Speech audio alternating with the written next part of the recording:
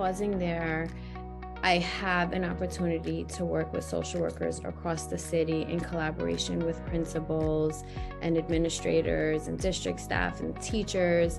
And the one thing, whether you feel it or not, I want to take the time and space to say you are celebrated every day in every moment, and school buildings would not be able to function. And you might not hear it, and I know you don't hear it, but I want to just take a step back and say that the acknowledgement and the love comes from, where's my social worker? She needs to be at this table. Where's my social worker? She's going to handle it. Where's my social worker? My social worker does everything. And I know that doesn't sound like a thank you, and that doesn't sound like an appreciation, but I promise you, when you are needed and you are wanted, is because you are appreciated and trusted and loved, and the building would not function and lives would not roll without you. And I know many times it doesn't always feel like love, and it does feel more like burnout, and it feels like, well, if I'm not here, none of this would happen. You're right. If you are not here, none of this would happen. And if you are not here, people wouldn't feel loved and supported. And so I want to just invite you, when you're feeling like I can't take it or I'm tired, just knowing that the expectation that you carry is like the labor of love and this huge bouquet of flowers that we really put on your shoulders and not stress, because we are so invested in the work that you do, and we don't believe that anyone else can do it, right? Because there are some things that no one can do besides a social worker. And to Raul, he made a comment around social workers making everyone's life better. It is true. And unfortunately, when I show up to schools, it's not always when things are glorious. It's oftentimes when things are not going so well, or there's a crisis, or we're there to consult around issues, that might not feel so good. And meetings don't start until social workers are in the space, because there are many times communications cannot happen until it is processed through an SEL lens, and until it's delivered in a way that people can feel good enough to hear. And I want to just applaud you for being the pioneers of that, being the ones that hold the hard conversations and have the hard conversations. And we are here to support. If you ever feel like this is a lot and we need someone else here, I just want to invite you guys to reach out to us.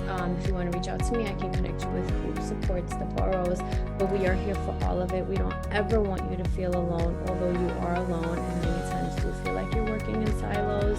And in the DOE, we are so large and the days roll so quickly, you just get lost in the sauce. And so I just want to extend the life jacket and know that you have it, and you can hold us in our back pocket always. I want to share something. I was in a room, it wasn't with DOE social workers, it was actually social workers that were graduating and wanted to come into the DOE. And I asked them a simple question: if you had a superpower, what would it be? And they shared, like, I would have money that I would want to give people. The other one said, I would want to be in like 5 places at the same time. It was all this like magical stuff. None of it was self-serving at all. And I left there and I said, wow. So these are folks that haven't been even in the field yet. They're aspiring to be. And everything that they've shared, the mass amounts of debt that they're coming out of school with, like they didn't even think about, let me have this money so I could pay off my debt and live normally because I'm not going to get paid millions. They're like, I want to have enough to be able to share. They wanted to share their time, they wanted to share their resources, and they wanted to share whatever else they were able to. And I was like, wow, talk about being in service of others. Talk about no matter what, I still want to give what I don't have.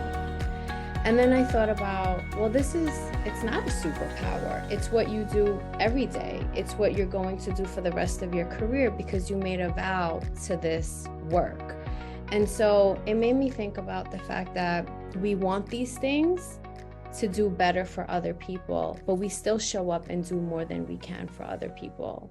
And that's how you guys continue to rise to occasions that feel impossible. And so as an administrator, as a leader that represents OSID and the DOE, we want to say that we see you and we have faith and we know and we always call on you because you do rise.